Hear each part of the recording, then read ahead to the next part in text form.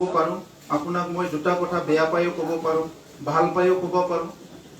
কিন্তু আচল কথাটোনো কি কি সমস্যা আছে আৰু সেই সমস্যাৰ সূত্ৰটো কি হ'ব, এই কথাখিনি আপোনালোকে ওলাওক।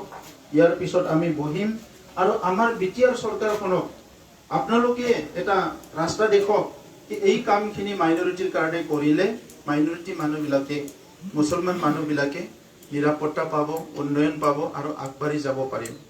এইখিনি আপোনালোকে কৰি দিয়ক বুলি মই স্পন্সৰ কৰিছিলোঁ। ইয়াৰ পিছত তেখেতসকলে 3 দিন আলোচনা কৰিলে, ময়ো আছিলোঁ। কিন্তু যিখিনি ৰিকমেণ্ডেশ্যন আহিছে, কিছুমান খুব জেনুইন ইছ্যুবিলাক আহিছে, কিছুমান খুব জেনুইন ইছ্যুবিলাক অহা নাই, কিছুমান খুব ইমোশ্যনৰ ওপৰত ভিত্তি কৰি এইটো ড্ৰাফ্ট কৰা হৈছে। ময়ো এজন বহুত দীঘলীয়া এটা ছাত্ৰ সংগঠনত আছিলোঁ। যদিও ছাত্ৰ সংগঠনত মই কৰ্মকৰ্তা হিচাপে আছিলোঁ, সেই বড়ো জনগোষ্ঠীটোক বা সেই ছাত্ৰ সংগঠনক মই এখন কিতাপৰ নিচিনা পঢ়িবলৈ চেষ্টা কৰিছিলোঁ। কি আচলতে এই ছাত্ৰ পলিটিক্সটোনো কি, আচলতে জাতিটোৰ সমস্যাটোনো কি, সেইটো মই ওপৰে নগৈ পেলাই এই জাতিটোক মই এখন কিতাপটো আমি যেনেকৈ পঢ়োঁ তেনেকৈ পঢ়িবলৈ মই চেষ্টা কৰিছিলোঁ। আৰু তাত বড়ো জনগোষ্ঠীৰ কিছুমান সমস্যা মোৰ চকুত পৰিছিলে আৰু সেইখিনি কাম কৰিব লাগে বুলি সবচে বেছি আমি ফোকাছ কৰিছিলোঁ। এটা হ'ল অস্ত্ৰ শস্ত্ৰ মুক্ত এটা সমাজ, এটা গুণগত সমাজ, এটা কোৱালিটিৰ সমাজ, মদ ভাং জুৱা ইয়াৰ পৰা মুক্ত হ'ব লাগে সমাজখন, ভাল এটা সুস্থ সমাজ হ'ব লাগে। অস্ত্ৰ শস্ত্ৰ লৈ কোনোদিনে সমাজ গঢ়িব নোৱাৰে। আপোনাৰ খং গুচাব পাৰে, আপুনি কাকো মাৰিব পাৰে, কিন্তু অস্ত্ৰ লৈ সমাজ গঢ়িব কেতিয়াও নোৱাৰে। সেই কথাবিলাক যেতিয়া মোৰ উপলব্ধি হৈছিলে 2009 চনৰ আগত ভাতৃঘাতী সংঘৰ্ষ হৈছিলে বড়োবিলাক, আপোনালোকেতো কিছুমান সময়ত সুৰক্ষিত আছিলে, বড়োৰ মাজতো ইয়াত সুৰক্ষিত নাছিলে। সেই সময়ত যিটো বড়ো ৰাজনীতি চলি আছিলে ভাল আৰু বেয়া, এই ভাল বেয়াৰ মাজত আমাৰ মুছলমানসকলো বিভক্ত হৈ আছিলে। খুব কম সংখ্যক মানুহ আমাৰ লগত আছিলে, কিন্তু 90% মানুহ তেখেতসকলৰ লগতে আছিলে। মই দোষ দিব বিচৰা নাই, এইটো এটা ৰাজনীতিক এটা পৰিৱেশ, ৰাজনীতিক পৰিৱেশ। টাইচন ডাঙৰীয়াই কৈছে কি আমি আগতো আছিলে, এতিয়াও আছোঁ, পিছতো থাকিম। কিন্তু মই ক'ব বিচাৰিছোঁ যে আপোনাক সহায় কৰা মানুহৰ লগতহে মাত্ৰ থাকিব এইটো নহয়, আপুনিও ঠিক কৰক যে পৰিৱেশটো আপুনি কেনেকৈ ভাল কৰিব।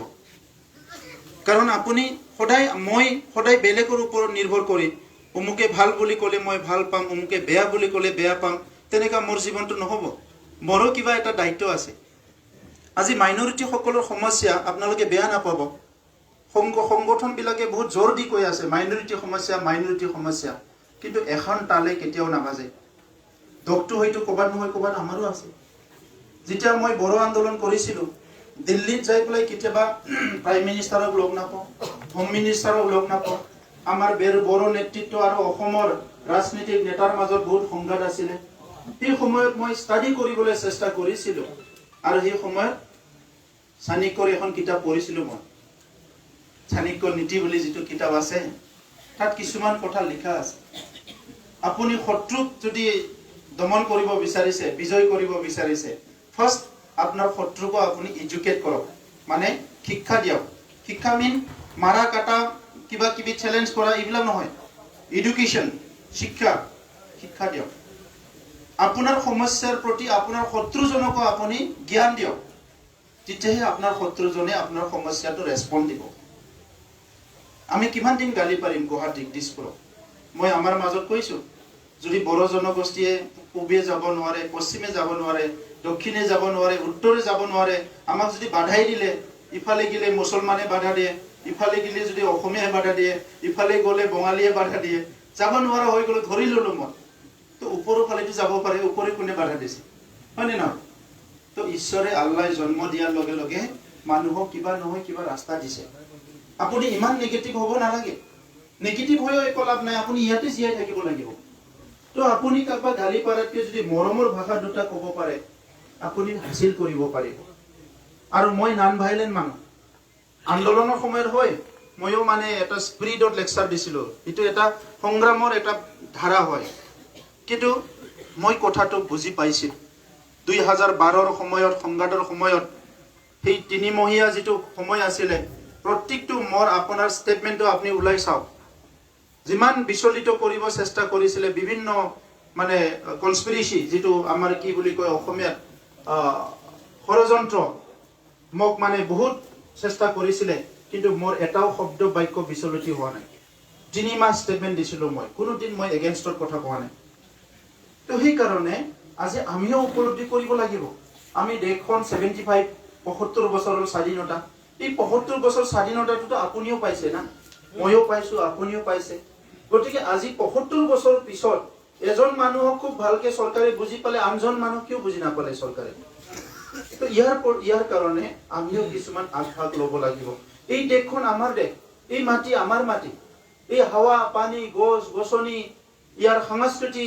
সব আমাৰে হয় কিন্তু আপুনি খুব আন্তৰিকতাৰে আকোৱালি লব লাগিব বুজিছেনে নহলে আমাৰ মাজত সদায় সংঘাত হ'ব আপুনি বিচাৰি থাকিব ওহা 100 বছৰো বিচাৰিব আপুনি নাপাব ইয়াৰ কাৰণে আপুনি কাক দাব দিব ইতিহাসে কিন্তু সমানে সবকো লিখিব কোনবা দিয়া নাই তাকো ইতিহাসে লিখিব কোনবা পোৱা নাই তাকো ইতিহাসে লিখিব ইটো এটা ইতিহাসৰ পান্না হৈ থাকিব পান্না বুলি বুজি পায় পেজ চেপ্টাৰ আজি আমি পঢ়ো ইতিহাস 100 বছৰ 200 বছৰ 1000 বছৰ উমুকে উমুক কাটিছিলে উমুকে মাৰিছিলে উমুকে খেদি পঠাইছিলে কিন্তু ইয়াৰ বিনিময়ত কি হ'ল এই গোটেই বিশ্বখনে আমাৰ ঘৰ কোনোবা ইয়াত 1000 বছৰ আগত আহিছে কোনোবা 2000 বছৰ আগত আহিছে কোনোবা 5000 বছৰৰ আগত আহিছে আমিতো সব যোগ দৰ্শনৰ মেলাত আহিছে কবিৰ দাসৰ নাম শুনিছে কবিৰ দাসে কবিতাত লিখিছে আজিৰ পৰা 100 বছৰ আগত যোগ দৰ্শন কা মেলা উৰ যায়েগা হানসে আকেলা আমি সবে জগত দৰ্শন কৰিব আহিছো আমি যামে আপুনি বহুত খঙালো গুছি যাব বহুত দাদাগিৰিও গুছি যাব বহুত মৰমিয়ালো গুছি যাব লৈ যাব একো নোৱাৰিব এই যি দুই দিন আছো হি দিন কাজে পেছাল কৰি থাকিম না মৰম কৰি থাকিম হিটোৱে সবচে ডাঙৰ প্ৰশ্ন এই কাৰণে মই বিচাৰো যে আৰু স্বৰ্গ বুলি বেলেগ জায়গা নাই ধৰ্মগুৰু বিলাক বেয়া নাপাব বহুতে ভাবিব পাৰে স্বৰ্গ আছে স্বৰ্গটো ক'ত আছে স্বৰ্গটো কুমাৰীঘাটতে আছে ইয়াত যদি বড় অসমীয়া মুছলমান মাইনৰিটি বঙালী গোৰ্খা আদিবাসী সান্তাল সবে যদি একদম ভালকে থাকিব পাৰে কুমাৰীঘাটাই কালি স্বৰ্গ হৈ যাব বুজিছেনে নিজৰ ঘৰখনে স্বৰ্গ যদি নিজৰ ঘৰৰ গৃহক কি বুলি কয় গিৰেক ঘনিয়েক সব মিলি থাকে লৰা ছোৱালী ভালকে থাকিব পাৰে ইয়াত কি আৰু ভাল জায়গা কি আছে হয়নে তো এই কাৰণে দাদা মোৰ কথাটো হৈছে কি যে আমি সমাধানৰ ফালে যাব লাগে বুজিছেনে तो আপুনি कुछ पाने के लिए कुछ खोना पड़ता है আপুনি যদি কিবা বিচাৰিছে আপুনি কিবা দিব লাগিব মই ভোট খুজিব বিচাৰা নাই মই এনেকা ক'ব বিচাৰা নাই কি আপুনি মোক ভোট দিয়ক মই আপোনাক মানে ইটো দিম যেনে আমাৰ সুভাষ বোসে কৈছিলে খুন দো মই আজাদি দুংগা মই একো দিব নোৱাৰো আপুনিও মোক একো দিব নোৱাৰে এই আইন আপোনাৰো মোৰ এই দেশ আপোনাৰো মোৰ হয়নে সব বস্তু আপোনাৰ মোৰ বুলি একো নাই ইয়া আপুনি যেনেকে দুই দিনৰ কাৰণে নাটক কৰিব আহিছে ময়ো নাটক কৰিব আহিছো নাটকটো বেলেগ বেলেগ কৰি আছে কোনবা দোকানী হৈ কৰি আছে কোনবা ট্ৰাক ড্ৰাইভাৰ কৰি আছে ট্ৰাক খন্থাৰ মালিক বিলাকো আহিছে ইয়াতে সবে বেলেগ বেলেগ নাটক কৰি আছে তো আমাৰ মাজত এজন এক্টৰে আনজন এক্টৰৰ লগত আমি কাজিয়া কৰিম না মৰণ কৰিম হয়নে তো তেনেকুৱা এটা প্ৰসেস কৰক মাটিটো আপোনাৰে হয় মোৰ নহয় বুজিছেনে মাটিটো আমাৰ সবৰে হয় বিশ্বত এটা 700 কোটিৰ বেছি মানুহ আছে এই বিশ্বৰ মাটিখিনি আমি 700 কোটিৰে হয় বুজিছেনে ভাৰতত 130 কোটি মানুহ আছে ভাৰতত যিমান মাটি আছে এই ভাৰতীয় মানুহৰে হয় অসমত 3 কোটি 30 লাখ মানুহ আছে এই 3 কোটি 30 লাখৰ অসমৰ মাটি আমাৰে হয় বডোলেণ্ডত এতিয়া 32 লাখ মানুহ আছে 8000 স্কয়াৰ কিলোমিটাৰ আমাৰ মাটি আছে এইখিনি আমাৰে হয় তো এইখিনি মাটি বাৰী যিখিনি আমাৰ তাত আছে এইখিনিক লৈ আমি কোনে ক'ত থাকিব হয়নে কোনে কি কৰিব কোনে খেতি কৰিব কোনে দোকান দিব কিন্তু আমাৰ মাজত আলোচনা কৰি সমাধান কৰিব নোৱাৰে নে কৰিব লাগিব একেটা কৈছে ডক্টৰ হিমন্ত বিশ্ব শৰ্মা ডাঙৰীয়াৰ সমষ্টিৰ মানুহ বুলি আমাৰ যেটো মুখ্যমন্ত্ৰী মই কিদিন ভাষণত কৈ আছো ভাষণত মই তেখেতক ভাল লগাবলৈ কোৱা নাই মুখ্যমন্ত্ৰী ডাঙৰীয়াক ভাল লগাবলৈ মই ভাষণত কোৱা নাই মই এজন নতুন ৰাজনীতিত আহা মানুহ হিচাপে মোৰ উপলব্ধিটোৱে কৈছো আমি গোপীনাথ বৰদলৈৰ কথা পঢ়িছো চলিহাৰ কথা পঢ়িছো মইতো এই সময়ত আমি নাই আমি শিকু আছিলো এই সময়ত আমি যিখিনি পালো প্ৰফুল্ল মহন্ত, আমাৰ তৰুণ গগৈ ডাঙৰীয়া, হিতেশ্বৰ শইকীয়া ডাঙৰীয়া, বহুত মুখ্যমন্ত্ৰী, বহুত কোনবা আহিল গ'ল দেশত। পণ্ডিত জৱাহৰলাল নেহৰুৰ পৰা নৰেন্দ্ৰ মোদীলৈকে বহুত প্ৰাইম মিনিষ্টাৰ আহিছে গৈছে দেশত। কিন্তু কি হৈছে, কিছুমান সমস্যা আজিলৈকে যে কৈছে যে যোৱাৰ সময়ত সমস্যা সমাধান হোৱা নাই। কিছুমান সমস্যা আছে আজি স্বাধীনতাৰ ৭৫ বছৰ পিছতো সমাধান হোৱা নাই, হয়নে? কিছুমান সমস্যা আছে তাৎক্ষণিকভাৱে সমাধান হয়। তো আজি যিটো নেতৃত্ব আছে ভাৰতবৰ্ষত, মই যেতিয়া ৰাজনীতি কৰিবলৈ ভাবিছিলো বা মোৰ এটা পৰিৱেশে বাধ্য কৰিছিলে, তেতিয়া মই ঘৰতো কথা পাতিছো, মই নিজেও নিজৰ লগতো কথা পাতিছো, ৰাজনীতি কাৰ লগত কৰিম। মানুহে কয় নহয় সংগই মানুহ বেয়া কৰে, ভাল সংগ পালে ভাল হয়, বেয়া সংগ পালে বেয়া হয়। কাৰ লগত ৰাজনীতি কৰিম? যেতিয়া দেখিলো যে ভাৰতৰ প্ৰধানমন্ত্ৰী নৰেন্দ্ৰ মোদী ডাঙৰীয়া আছে, যিয়ে নেকি কাম কৰা মানুহ, অমিত শ্বাহ আছে গৃহমন্ত্ৰী, আৰু ইয়াত ডক্টৰ হিমন্ত বিশ্ব শৰ্মা মুখ্যমন্ত্ৰী হবলৈ গৈ আছে, সেই মানুহবিলাকৰ লগত থাকিলে অলপ কাম কৰিব পাৰি। আপুনি যিমান মিঠা মিঠা কথা কওক, যিমান লম্বা লম্বা ভাষণ দিয়ক, আপুনি যদি ডেলিভাৰী দিব নোৱাৰে, পলিটিক্সটো নচলিব। আপুনি কিবা এটা কৰিব লাগিব সমাজৰ কাৰণে। আৰু সেইকাৰণে মই কৈছো, ৰাজনীতি নেতা হিচাপে কাম কৰিব অহা নাই, সমাজৰ কাম কৰিব আহিছো। পলিটিক্সটো মোৰ কাৰণে এটা প্ৰজেক্ট হয়, এইটো মোৰ কাৰণে এছ আৰামৰ জাগা নহয়। তো সেইকাৰণে আজি তেখেতে আমাৰ CM ডাঙৰীয়াই দিনে নিশা কাম কৰি আছে চবৰ কাৰণে, এইটো এটা আমি সুযোগ ল'ব লাগে। আৰু তেখেতে সমাধান কৰা মানুহ, সমস্যা জীয়াই ৰখা মানুহ নহয়। প্ৰত্যেকটো সমস্যাৰ সমাধান তেখেতে ওলাবলৈ গৈ আছে, আৰু সেইটো সুযোগটো আমি এতিয়া ল'ব লাগে। আৰু তেখেতৰ লগত আমি থাকি যিখিনি সমস্যা, এই সমস্যাটো আমি সমাধান কৰিব লাগে। আপুনি দূৰে দূৰে থাকিলেতো ভয় হ'বই আপোনাৰ। আপুনি সামনা কৰক, ফেচ কৰক। সব কথাকে আপুনি মানে দূৰে দূৰে থাকিলে সমাধান কৰিব নোৱাৰিব। আপোনাৰ যদি উদ্দেশ্যটো মানে বাহিৰে বাহিৰে থাকি গালিয়ে পাৰা, ক্ৰিটিসাইজ কৰা, কৰক আপুনি, তেনেকে কৰিব পাৰিব। যদি আপোনাৰ সমস্যা সমাধান কৰাটোই উদ্দেশ্য, তেতিয়া কিন্তু আপুনি গিভ এণ্ড টেক কৰিব লাগিব। আমি সন্মান দিব লাগিব, মৰম দিব লাগিব, পৰিৱেশ এটা সৃষ্টি কৰিব লাগিব, বুজিছেনে? পৃথিৱীত মানে চবে চবকো লাগে।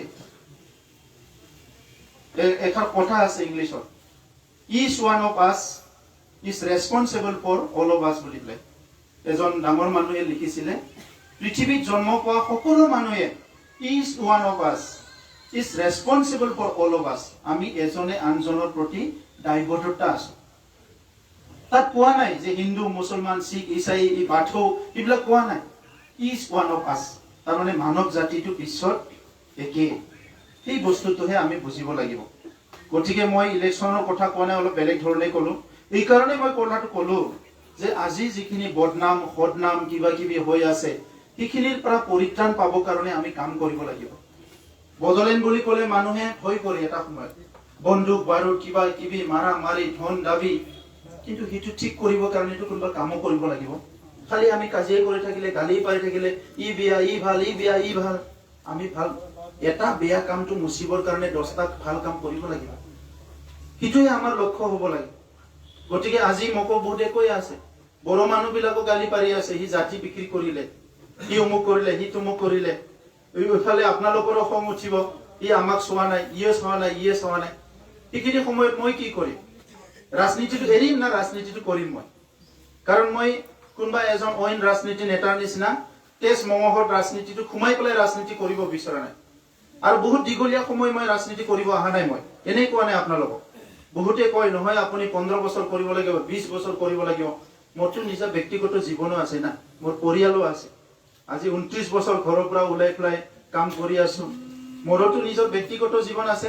ব্যক্তিগত মানে টকা পইচা কামাই পেলাই কিবা কিবি কৰা, সেই কথাটো কোৱা নাই। পৃথিৱীত যে একবাৰ জন্ম পাইছো, অলপতো ময়ো বুজি পেলাই জানি পেলাই মৰিব লাগিব না। তো সেইবিলাক কাম মোৰো কৰিবলৈ মন। সেইকাৰণে যি অলপ সময় ৰাজনীতি কৰিম, আপোনালোকৰ মাজত থাকি কৰিম। আপোনালোকে বিশ্বাস কৰক, চবে একেলগে আগবাঢ়ি যাওঁ। আৰু সেইখিনি কথাই মই কম। বহুত সময়ত মানুহবিলাকে কয় সন্দেহৰ কথা, মোৰো এক্সপিৰিয়েঞ্চ হৈছে, বেয়া নাপাব আপোনালোকে। আমি এইবাৰ 5জন কেণ্ডিডেট দিলো, মাইনৰিটি কেণ্ডিডেট। মাইনৰিটি হাৰাই দিলে।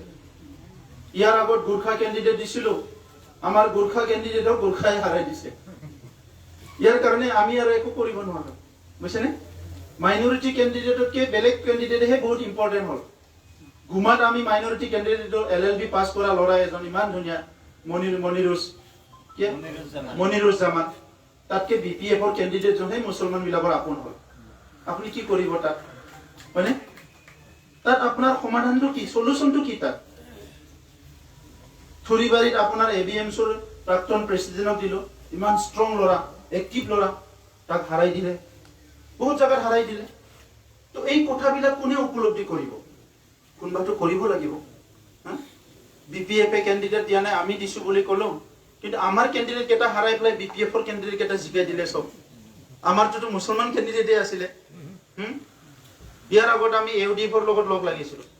এই সময়ত বহুত প্ৰত্যাহ্বান আছিল আমাৰ, লগ লাগিব নালাগে, কাৰণ 2012 সংঘাতটোতো দুই চাইডে দুখ পাইছে না।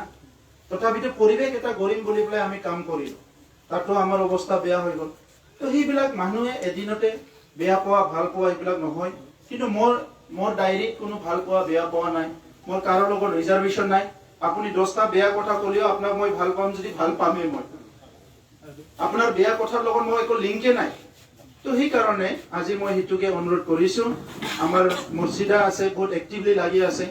আজি মাইনৰিটি মহিলাসকলৰ ভিতৰত খুব এক্টিভ হয়, তেখেতকো আমি সমৰ্থন দিব লাগিব, তেখেতে বহুত কাম কৰিব পাৰে। ইফালে আমাৰ প্ৰফেসৰ সাহেব আহিছে, মইনুল ডাঙৰীয়া, বহুত নেতৃবৃন্দ আছে ইয়াতে, একেলগে আগবাঢ়ি যাব লাগিব। গতিকে আজি যিখিনি কথা আমাৰ টাইছনে ৰাখিছে বা তাৰ আগতো যিবিলাক আলোচনা হৈ আছে, ABMCৰ আৰু এটা গ্ৰুপৰ লগতো বহুত আলোচনা হয়, তেখেতসকলৰ লগতো ভাতৃত্ব এটা মোৰ সম্পৰ্ক গঢ়ি উঠিছে। মই বহুত কথা একদম এইবিলাক কথাই পাতো। 10টা কথা ইমোশনেল কথা ক'লে, কিবা কথা ক'লে মই সেইবিলাক কথাই পাতো। কাৰণ ডক্টৰ এজনৰ ওচৰত গ'লে আপুনি ঔষধটো খাৱাৰ আগতে ডক্টৰজনে ভাল ব্যৱহাৰ কৰিলে বেমাৰটো আধা ভাল হৈ গ'লে, হয়নে নহয় দাদা? তো এতিয়া মইতো ডক্টৰ নহয়, কিন্তু মই সমস্যাটো যিহেতু বুজি পাইছো, মোৰ ওচৰত কোনোবা আহিছে, তাৰ লগত মই 5 মিনিট নহয় ঘণ্টা ঘণ্টা কথা পাতো। আপোনালোকে গম পাব কেতিয়াবা মই 2 ঘণ্টা 3 ঘণ্টালৈকে কথা পাতো। কিয় কথা পাতো? মই কথাটো বুজিব ময়ো চেষ্টা কৰো। আধা বুজিলে কাম কৰিলে এইটো নহ'ব, পুৰা বুজিব লাগিব, হয়নে? তো সেইকাৰণে মই খেতিয়কৰ ল'ৰা হিচাপে এই কথাবিলাক অলপ বুজি পাওঁ মানে। তো যিয়ে নহওক, আজি ভাল লাগি লগ পাই। আপোনালোকে কাম কৰক, চবে ওলাই আহক, কথা পাতক, মাইনৰিটি সমাজখন কেনেকৈ আগবাঢ়ি লৈ যাম। ভোটটো কাক দিয়ে আপোনালোকৰ কথা, কোনো জাতিক মই হেঁচা প্ৰয়োগ কৰিব নোৱাৰো, নকৰো মই মানসিকভাৱে। মই কোনোদিন নকম যে আমাৰ তামোলপুৰ সমষ্টিৰ গোটেই কেইজন মাইনৰিটিয়ে UPPL-ক ভোট দিয়ক। স্বাধীনতাৰ 75 বছৰ পিছত আমাৰ এটা মেচিউৰ এটা ডেমক্ৰেচি হৈছে, তাত আপুনিতো নিৰ্ণয় ল'ব পাৰেই নিজে, হয়নে নহয়? তো কোনোবা জাতিক মই একদম হেঁচা দিম যে এইটো ভোট দিয়ক, নহ'লে মই এইটো নকৰো নহয়। আপুনি দিলেও কৰিম, নকলেও কৰিম, যিখিনি দায়িত্ব।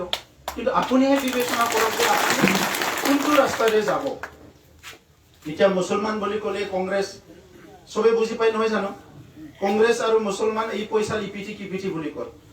এটা সময়ত বহুত জাগাত AUDF পাইছিলে, আমাৰ এই অঞ্চলবিলাকতো AUDF নাই।